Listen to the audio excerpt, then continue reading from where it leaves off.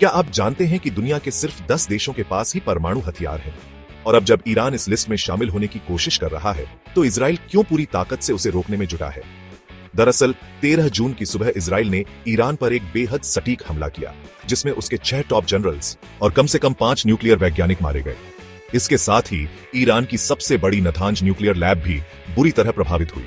Israel का साफ कहना है, जब तक ईरान परमाणु बम बनाने की कोशिश करता रहेगा, ऐसे हमले होते रहेंगे। अब सवाल यह उठता है कि आखिर परमाणु बम की शुरुआत कैसे हुई और कौन कौन से देश इसके मालिक बन चुके हैं। आइए जानते हैं इस पूरे ज्वलंत मुद्दे की शुरुआत से लेकर आज तक की कहानी। दोस्तों, यह पूरी कहानी शुरू होती है दिसंबर 1938 से, जब जर्मनी की एक प्रयोगशाला में वैज्ञानिक ऑट्टो हान और फ्रिट्ज स्ट्रॉसमैन ने यूरेनियम 235 के परमाणु पर न्यूट्रॉन की तीव्र बौछार की। इस प्रयोग के दौरान यूरेनियम का परमाणु अचानक 2 हिस्सों में विभाजित हो गया, जिससे भारी मात्रा में ऊर्जा निकली। इस अभूतपूर्व घटना को नाभिकीय विखंडन यानी न्यूक्लियर फिशन कहा गया। यहूदी मूल की वैज्ञानिक लीजा माइटनर ने इस खोज को और आगे बढ़ाते हुए यह अनुमान लगाया कि यदि इस प्रक्रिया को चेन रिएक्शन के रूप में चलाया जाए तो यह अत्यंत भयंकर ऊर्जा उत्पन्न कर सकती है, और यही विचार भविष्य में एटम बम का आधार बना। इस खोज से अमेरिका में खलबली मच गई, क्योंकि उन्हें डर था कि नाजी जर्मनी यदि इस तकनीक में सफल हो गया तो यह मानवता के लिए विनाशकारी सिद्ध हो सकता है।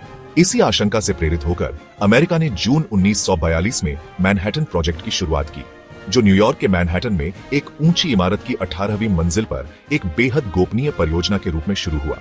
इस प्रोजेक्ट की कमान अमेरिकी ब्रिगेडियर जनरल लेस्ली ग्रोव्स और जाने माने वैज्ञानिक रॉबर्ट ओपेनहाइमर के हाथों में थी। सिर्फ 2 महीनों के भीतर 100 टन यूरेनियम इकट्ठा किया गया, और बम की डिजाइन को विकसित करने के लिए ओपेनहाइमर ने न्यू मैक्सिको के सुनसान इलाके लॉस एलामोस में एक विशेष प्रयोगशाला स्थापित की। बम के निर्माण के लिए यूरेनियम 235 को 90% तक संवर्धित करने का कार्य टेनेसी के ओक रिज में किया गया, जबकि वॉशिंगटन के हैनफोर्ड प्लांट में प्लूटोनियम 239 का उत्पादन हुआ। लगातार 2 वर्षों की मेहनत के बाद जुलाई 1945 तक 2 अलग अलग प्रकार के एटम बम, एक यूरेनियम आधारित और दूसरा प्लूटोनियम आधारित, पूरी तरह से तैयार हो गए। 16 जुलाई 1945 को अमेरिका ने न्यू मैक्सिको के ट्रिनिटी साइट पर पहला सफल परमाणु परीक्षण किया, जिसे ट्रिनिटी टेस्ट कहा गया। इसी दौरान राष्ट्रपति रूजवेल्ट की मृत्यु हो गई और हैरी एस. ट्रूमैन ने अमेरिकी राष्ट्रपति का पद संभाला। ट्रूमैन के हरी झंडी देने के बाद 6 अगस्त 1945 को जापान के हिरोशिमा पर यूरेनियम से बना बम लिटिल बॉय गिराया गया, और 9 अगस्त को नागासाकी पर प्लूटोनियम से बना बम फैटमैन दागा गया। इन 2 धमाकों में लगभग 1.5 लाख लोगों की जान तत्काल चली गई, और इससे द्वितीय विश्व युद्ध की दिशा ही बदल गई। परमाणु शक्ति की इस विनाशकारी उपलब्धि पर अमेरिका यही नहीं रुका। 1952 में उसने न्यूक्लियर फ्यूजन तकनीक विकसित करके हाइड्रोजन बम का निर्माण कर लिया, जो कि नागासाकी पर गिराए गए परमाणु बम से करीब 450 गुना अधिक शक्तिशाली था। जब अमेरिका द्वारा शुरू किए गए मैनहट्टन प्रोजेक्ट की जानकारियां अचानक सार्वजनिक रूप से छपनी बंद हो गई। यह 1941 की बात है, जब सोवियत संघ को यह संदेह हुआ कि अमेरिका कुछ बड़ा कर रहा है। सोवियत खुफिया तंत्र तुरंत सक्रिय हुआ और उसने भी अपने परमाणु कार्यक्रम की शुरुआत कर दी। उस समय मैनहट्टन प्रोजेक्ट में 12 प्रमुख वैज्ञानिक थे, जिनमें एक 20 वर्षीय युवा थियोडोर हॉल भी शामिल था। थियोडोर का एक रूसी मूल का दोस्त सेविले साक्स उससे अमेरिकी परियोजना की जानकारियां निकलवाकर सीधे रूस को भेजता रहा। इन्हीं सूचनाओं के आधार पर 29 अगस्त 1949 को सोवियत संघ ने RDS-1 नामक परमाणु बम का सफल परीक्षण कर लिया। इसके कुछ वर्षों बाद 1955 में उन्होंने RDS-37 के तहत हाइड्रोजन बम भी बना लिया। उधर मैनहट्टन प्रोजेक्ट में अमेरिका के साथ कनाडा और ब्रिटेन के वैज्ञानिक भी शामिल थे। लेकिन जब अमेरिका ने खुद के लिए बम बना लिया तो उसने ब्रिटेन को अंतिम तकनीकी जानकारी देने से इनकार कर दिया। इससे नाराज होकर ब्रिटेन ने अकेले ही आगे बढ़ने का निर्णय लिया और 1952 में 25 किलोटन के प्लूटोनियम बम का सफल परीक्षण किया।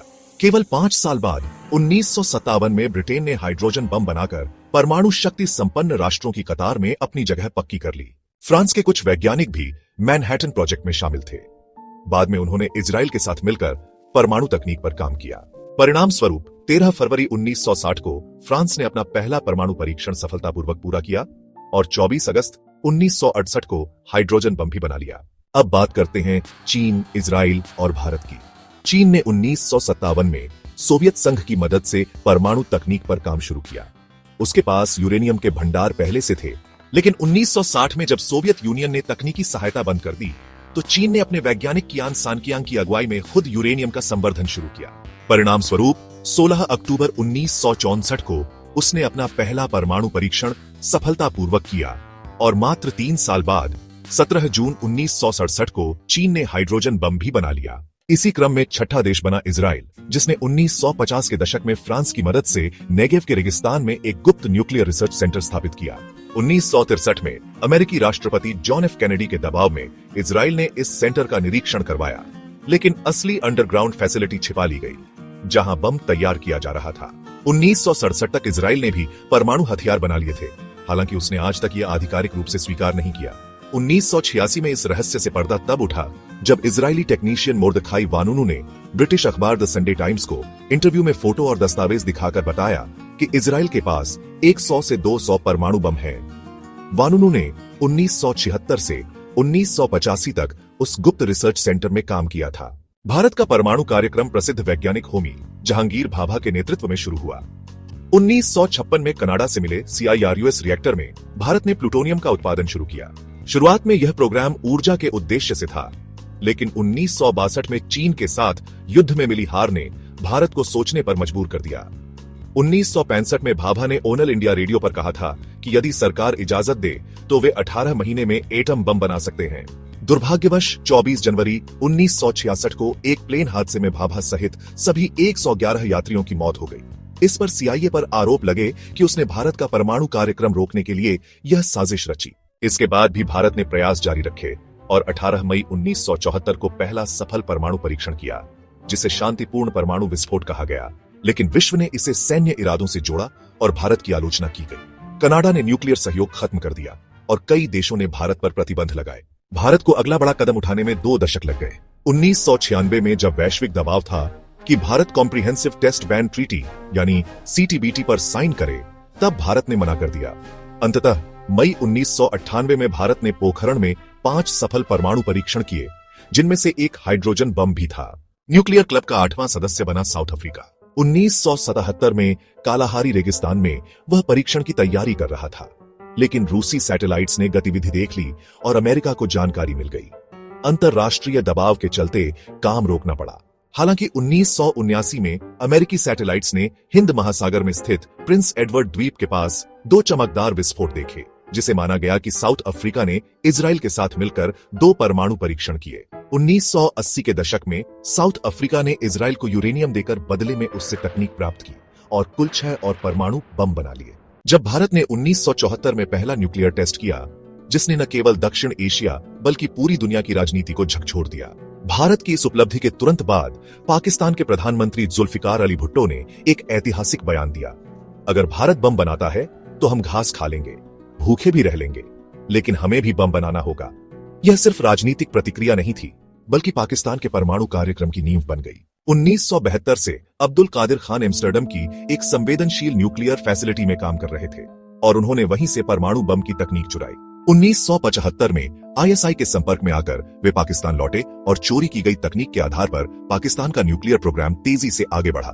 इसके साथ ही चीन ने भी पाकिस्तान को तकनीकी सहायता प्रदान की। आखिरकार 13 मई 1998 को भारत के न्यूक्लियर परीक्षणों के ठीक 2 हफ्ते बाद 28 मई को पाकिस्तान ने भी 5 परमाणु परीक्षण कर दुनिया को अपनी शक्ति का एहसास करा दिया। हालांकि यह सिलसिला यही नहीं रुका। 2004 में अब्दुल कादिर खान ने एक टेलीविजन इंटरव्यू में यह स्वीकार किया कि उन्होंने ईरान, उत्तर कोरिया और लीबिया को न्यूक्लियर तकनीक बेचने में अहम भूमिका निभाई थी। इसका सीधा फायदा नॉर्थ कोरिया को मिला। दरअसल 1959 में रूस ने उत्तर कोरिया को एक छोटा परमाणु रिएक्टर दिया था, लेकिन 1980 के दशक में उसने गंभीरता से बम बनाने पर काम शुरू किया। 1990 में नॉर्थ कोरिया ने पाकिस्तान को मिसाइल तकनीक दी और बदले में परमाणु बम की तकनीक हासिल की। इस तकनीकी साझेदारी और गुप्त मदद के बल पर 9 अक्टूबर 2006 को नॉर्थ कोरिया ने अपना पहला परमाणु बम टेस्ट किया और आगे बढ़ते हुए 3 सितंबर 2017 को उसने हाइड्रोजन बम की सफल टेस्टिंग का दावा भी कर दिया। इन घटनाओं से साफ है कि परमाणु तकनीक केवल विज्ञान नहीं, बल्कि अंतरराष्ट्रीय राजनीति, कूटनीति और जासूसी से भी जुड़ी रही है। कोल्ड वॉर के समय अमेरिका ने भी लगभग दर्जन भर देशों को न्यूक्लियर वेपन ट्रांसफर किए थे, जिनमें बेल्जियम, जर्मनी, इटली, नीदरलैंड और तुर्की जैसे देश शामिल हैं। हैरानी की बात यह है कि इन देशों से आज तक वो बम वापस नहीं लिए गए। इसके अलावा 2023 में रूस ने बेलारूस को 130 न्यूक्लियर बम सौंपे, जिससे वैश्विक चिंताएं और बढ़ गईं। अब सवाल उठता है, क्या भविष्य में कोई और नया देश परमाणु हथियार बना सकता है? वैज्ञानिकों और विशेषज्ञों के अनुसार महज 100 से 200 परमाणु बम ही इस धरती को पूर्णतः तबाह करने के लिए काफी हैं। अगर इनका उपयोग हुआ तो न्यूक्लियर विंटर जैसी स्थिति उत्पन्न हो सकती है, जहां वातावरण में इतना धुआं और राख भर जाएगी कि सूरज की रोशनी जमीन तक नहीं पहुंचेगी, जिससे जीवन संकट में पड़ सकता है। इन्हीं खतरों को देखते हुए 1960 के बाद वैश्विक स्तर पर परमाणु हथियारों को नियंत्रित करने की पहल शुरू हुई। 1963 में अमेरिका, सोवियत संघ और ब्रिटेन ने पार्शियल टेस्ट बैन ट्रीटी यानी पीटीबीटी पर हस्ताक्षर किए, जिसमें भूमिगत परीक्षणों को छोड़कर बाकी सभी प्रकार की टेस्टिंग पर रोक लगाने का फैसला हुआ। हालांकि यह संधि टेस्टिंग पूरी तरह रोक नहीं पाई। इसके बाद 1970 में नॉन प्रोलिफरेशन ट्रीटी यानी एनपीटी लागू हुई, जिसे परमाणु हथियारों के प्रसार को रोकने के लिए अब तक की सबसे प्रभावशाली संधि माना जाता है। इस संधि पर अमेरिका, रूस, फ्रांस, चीन और ब्रिटेन जैसे पहले से परमाणु हथियार रखने वाले 5 देशों सहित कुल 191 देशों ने हस्ताक्षर किए। इसके तहत केवल इन्हीं 5 देशों को परमाणु हथियार रखने की अनुमति है, जबकि कोई भी नया देश इन्हें विकसित नहीं कर सकता। हालांकि भारत, इजराइल और पाकिस्तान ने इस संधि पर कभी हस्ताक्षर नहीं किए। इसके विपरीत दक्षिण अफ्रीका ने 1991 में एनपीटी पर साइन करने के बाद एक जिम्मेदार कदम उठाया और स्वेच्छा से अपने बनाए गए सभी परमाणु हथियार नष्ट कर दिए। आज ईरान के पास यूरेनियम संवर्धन की 2 प्रमुख और अत्याधुनिक न्यूक्लियर फैसिलिटीज हैं, नतांज और फोर्डो। कई अंतर्राष्ट्रीय प्रतिबंधों और निगरानी के बावजूद ईरान ने इन प्लांट्स में संवर्धन की प्रक्रिया तेजी से जारी रखी है। अमेरिका, इजराइल और कई पश्चिमी देशों का दावा है कि ईरान 87% तक यूरेनियम को शुद्ध करने में सफल हो चुका है, जो कि एक गंभीर चेतावनी है, क्योंकि केवल 90% प्योर यूरेनियम ही शक्तिशाली परमाणु बम के निर्माण के लिए अंतिम कड़ी मानी जाती है। विशेषज्ञों का मानना है कि इतनी मात्रा में संवर्धित यूरेनियम से ईरान आधा दर्जन से भी ज्यादा परमाणु हथियार बना सकता है। IAEA यानी इंटरनेशनल एटॉमिक एनर्जी एजेंसी के महानिदेशक राफेल ग्रॉसी खुद यह बयान दे चुके हैं कि इसमें कोई संदेह नहीं कि ईरान की राजनीतिक नेतृत्व परमाणु बम बनाना चाहता है। उन्होंने यह भी कहा था कि ईरान अब कुछ ही हफ्तों या महीनों में एक पूरी तरह कार्यशील परमाणु बम तैयार कर सकता है। अब सवाल यह उठता है कि क्या अमेरिका और इजराइल जैसे देश ईरान को ऐसा करने से रोक पाएंगे? दरअसल ईरान के 3 प्रमुख न्यूक्लियर फैसिलिटी नतांज, फोर्डो और इस्फहान दुनिया की नजरों में आ चुके हैं। इनमें सबसे बड़ा और सक्रिय प्लांट नतांज रहा है, जहां 16,000 से अधिक सेंट्रीफ्यूज मशीनें यूरेनियम संवर्धन में लगी थीं। मगर इजराइल ने इस पर पहले ही हमला कर दिया है, जिससे नतांज प्लांट का ऊपरी हिस्सा नष्ट हो गया और मशीनों को गंभीर नुकसान पहुंचा। इतना ही नहीं, इजराइल ने अब तक ईरान के 9 प्रमुख न्यूक्लियर वैज्ञानिकों को भी निशाना बनाकर मार गिराया है। ईरान इस बीच दावा करता रहा है कि उसने एक और न्यूक्लियर प्लांट लॉन्च करने की तैयारी कर ली थी, जिसका ऐलान इजराइल के हमले से ठीक पहले किया गया था। यह तनातनी तब और गहरी हो गई जब जनवरी 2025 में अमेरिका के पूर्व राष्ट्रपति डोनाल्ड ट्रंप ने ईरान को 2 टूक कह दिया कि या तो न्यूक्लियर डील करो या युद्ध के लिए तैयार रहो। इसके जवाब में ईरान के विदेश मंत्री अब्बास ने तीखा बयान देते हुए कहा था कि ईरान का न्यूक्लियर प्रोग्राम अब किसी बम या हमले से खत्म नहीं किया जा सकता, क्योंकि यह तकनीक अब हमारे दिमाग में बस चुकी है। इस बयान से साफ हो गया कि ईरान अब किसी भी कीमत पर पीछे हटने को तैयार नहीं। उधर इजराइल ने पहले भी ईरान के न्यूक्लियर प्लांट्स पर मिसाइल हमले और साइबर अटैक करके अपना इरादा जता दिया है कि वह किसी भी स्तर तक जाकर ईरान को परमाणु बम बनाने से रोकेगा। वहीं अमेरिका लगातार ईरान पर एक नई न्यूक्लियर डील के लिए दबाव बना रहा है, लेकिन ईरान अब किसी भी तरह की बातचीत से इनकार कर चुका है। अब सवाल उठता है कि आखिर अमेरिका और इजराइल को ईरान के परमाणु हथियार बनने से इतनी परेशानी क्यों है? इसके पीछे 2 सबसे बड़ी वजहें हैं। पहली वजह है मिडिल ईस्ट में पावर बैलेंस का खतरा। इस समय मध्य पूर्व में सिर्फ इजराइल के पास परमाणु हथियार हैं। अगर ईरान ने भी यह शक्ति हासिल कर ली तो पूरी क्षेत्रीय शक्ति संतुलन गड़बड़ा जाएगा।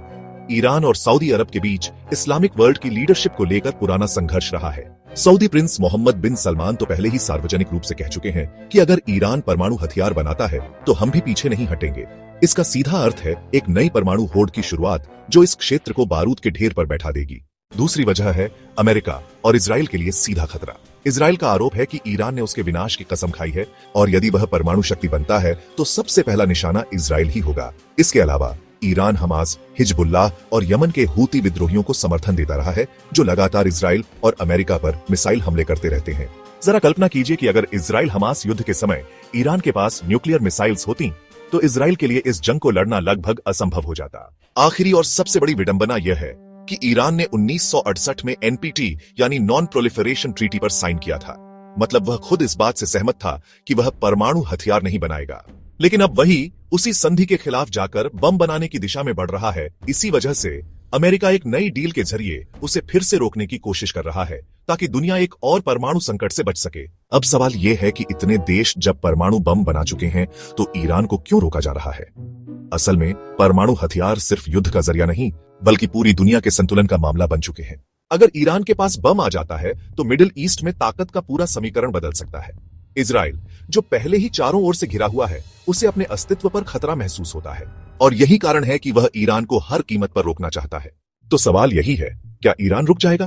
क्या इजराइल और अमेरिका उसे रोक पाएंगे? या फिर दुनिया एक नई न्यूक्लियर होड़ की तरफ बढ़ रही है? इतिहास हमें बताता है कि एक देश की गलती पूरी दुनिया पर भारी पड़ सकती है। इसलिए जरूरत है समझदारी की और शायद कूटनीति की।